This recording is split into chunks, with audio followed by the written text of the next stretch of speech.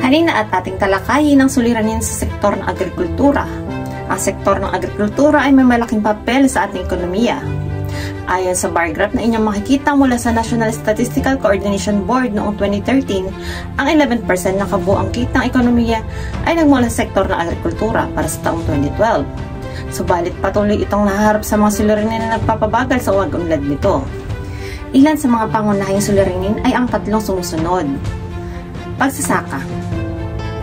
Una, pagliit ng lupang pansakahan. Ang patuloy na paglaki ng populasyon, paglawak ng panirahan, komersyo at industriya ay nagdudulot ng pagliit ng mga takdang lupain para sa pagsasaka. Dahil dito, kinakailangang mapalakas ang pagiging produktibo ng mga natirang lupain sa agrikultura upang makaagapay sa patuloy na paglobo ng populasyon ng bansa na nasa 100 million ngayong 2014. Kaakibat ng suliranin ito ang conversion o pagpapalit ng mga kagubatan at kabundukan upang maging pansakahan na naging dahilan sa pagkasira ng natural na tahanan o natural habitat ng mga hayop at halaman. Ayon ito kay Adler 2002. Ang ganitong sistema ay nakapagdudulot ng higit pang mga suliranin kung hindi magkakaisang mamamayan at pamahalaan na mapabuti ang kalagayan ng ating kapaligiran. Pangalawa, paggamit ng teknolohiya. Ang kakayahang mapataas ang produksyon ng lupa ay higit na makakamit sa pamamagitan ng paggamit ng teknolohiya. Ang makabagong kaalaman sa paggamit ng mga pataba, pamuksan ng peste at makabagong teknolohiya sa pagtatanim ay magiging kapakipakinabang lalo na sa hamon ng lumalaking populasyon. Ayon kay Shelito Habito noong 2005, ang kakulangan ng pamahalaan na bumalangkas sa isang polisiya na mabibigyang daan sa isang kapaligarang angkop sa pagpapalakas ng ating agrikultura ang isa sa mga kahinaang dapat matugunan. Dahil dito, ang pagpapatatag na antas ng teknolohiya sa sektor ng agrikultura ay nangangailangan ng agarang atensyon ng pamahalaan. Pangatlo, kakulangan ng mga pasilidad at infrastruktura sa kabukiran. Isa rin sa mga dapat na mabigyan ng atensyon ay ang kakulangan sa mga infrastrukturang magagamit ng ating mga magsasaka. Isa ito sa mga nakikita ni Ding noong 2005 at Habito at Bautista noong 2005 batay sa isinulat ni Habito at Briones 2005 na kinakailangang matugunan. Ang Batas Republika 8435 Agricultural and Fisheries Modernization Act of 1997 ay naghahangad ng modernisasyon sa maraming aspekto ng sektor upang masiguro ang pagpapaunlad dito. Inaasahan sa hustong pagpatupad ay matutugunan ang ilang suliranin sa irigasyon, farm-to-market road at iba pa. Sa panahon ng panunungkulan ni Pangulong Benignes Aquino III, ang pamahalaan ay nakapagsagawa ng mga kalsada at iba pang kaugnay sa proyektong nagkakahalaga ng 8.3 bilyon. May kabuang 1,147 na pamayanan ang naikonekta sa mga pangunahing daanan mula noong 2011. At ang pang-apat, kakulangan ng suporta mula sa iba pang sektor. Ang pagtutulungan sa loob at labas ng sektor ay magtutulak upang higit na maging matatag ang agrikultura. Ayon sa Batas Republika 8435, ang pagtutulungan ng iba't ibang ahensya ng pamahalaan ay binibigyang diin bilang suporta sa implementasyon, modernisasyon sa agrikultura. Ang pagsusulong sa batas na ito ay isang pagkilala sa napakaraming pangangailangang maaaring hindi kayanin ng departamento ng mag-isa. Ang suliranin sa irigasyon, enerhiya, komunikasyon, impormasyon at edukasyon ay may mga tungkulin na maibigay ng ahensyang mga pangunahing responsibilidad ay tungkol sa mga nabanggit. Halimbawa, ang Land Bank of the Philippines ay partikular na makakatulong upang makapagpautang sa mga magsasaka upang tugunan ang mga pangunahing pangailangan sa pagtatanim tulad ng gastusin sa abono, butil at iba pa. Panglima, pagbibigay prioridad sa sektor ng industriya. Kasama nagpahina sa kalagayan ng agrikultura, ayon kina Habito at Briones noong 2005, ay ang naging prioridad ng pamahalaan sa pagbibigay ng proteksyon sa mga wayward import sa pandaigdigang pamilihan. Ito ay nabanggit din sa website na oxfordbusinessgroup.com. Ang kawalan at pagbibigay ng bigat sa industriya ang nagpahina sa agrikultura. Mas binibigyan ng pamahalaan ng maraming proteksyon at pangangalaga ang industriya. Dahil dito nawawala ng mga manggagawa at mamumuhunan sa sektor ng agrikultura. Mas pipiliin pa nila ang pumunta sa industriya dahil sa mga insentibo rito na nagbunga sa pagbaba ng produksyon at kita sa agrikultura. Pang-anim, pagdagsa ng mga dayuhang kalakal. Isang malaking kompetisyon ang kasalukuyang hinaharap ng bansa dulot ng pagdagsa ng mga dayuhang kalakal. Maraming magsasaka ang nahihirapang may paglaban sa presyo ng mga murang produkto mula sa ibang bansa.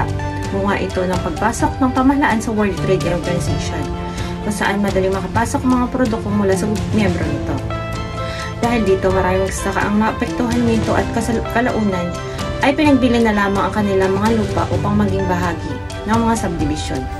Pang-pito, climate change. Ang patuloy na epekto ng climate change ay lubhang nakaapekto sa bansa tulad ng pagdating ng Bagyong Yolanda na may pambihirang lakas noong 2013. Milyon-milyong halaga ng mga nasirang kabuhayan at personal na mga gamit.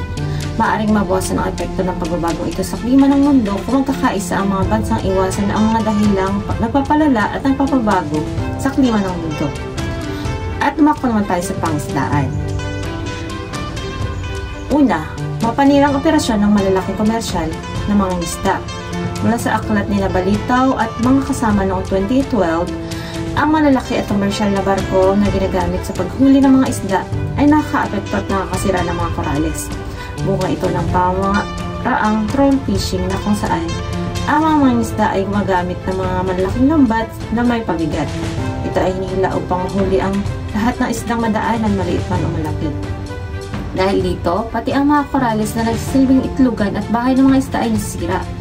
Sinusugan ito ni Michael Elesi noong 2002. Nagsasabi na sa kabila ng mga polisiya sa Pilipinas bukas sa lahat at halos hindi na mabantayan ng mga namamahala ang mga isda, kaya marami ang reefs ang namamatay o nasisira.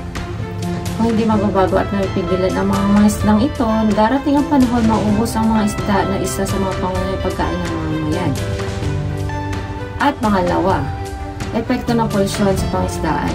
Binanggit din sa aklat ni Balitaw at mga kasama noong 2012 ang patuloy na pagkasira ng Laguna de Bay at Manila Bay dahil sa mga polusyon na nagmula sa mga tahanan, agrikultura at industriya.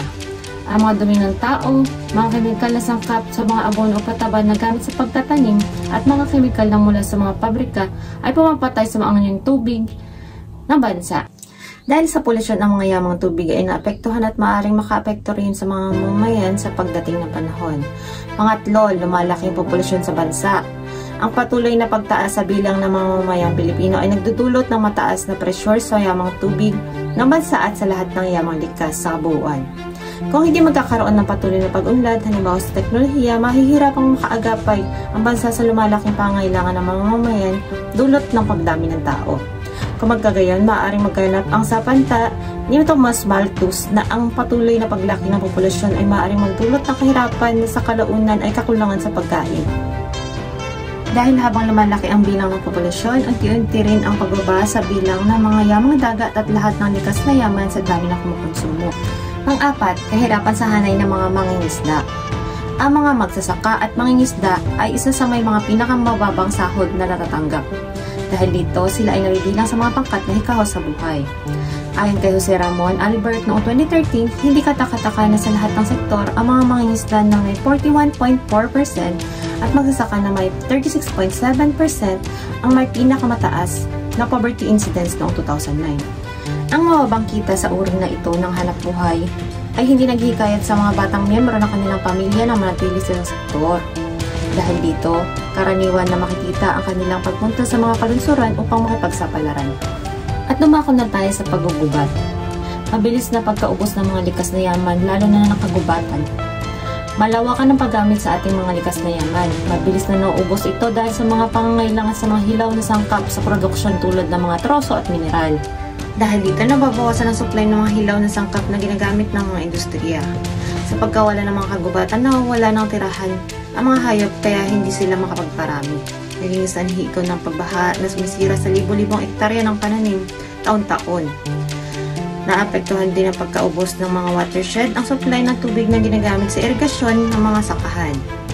Ang pagkaubos ng kagubatan ay dudulot ng pagguho ng lupa dahil sa kawalan ng mga puno, natatangay ng agos ng tubig ng lupa sa ibabaw kasama ang sustansya nito. Hindi naging produktibo ang mga pananim na itatanim dito.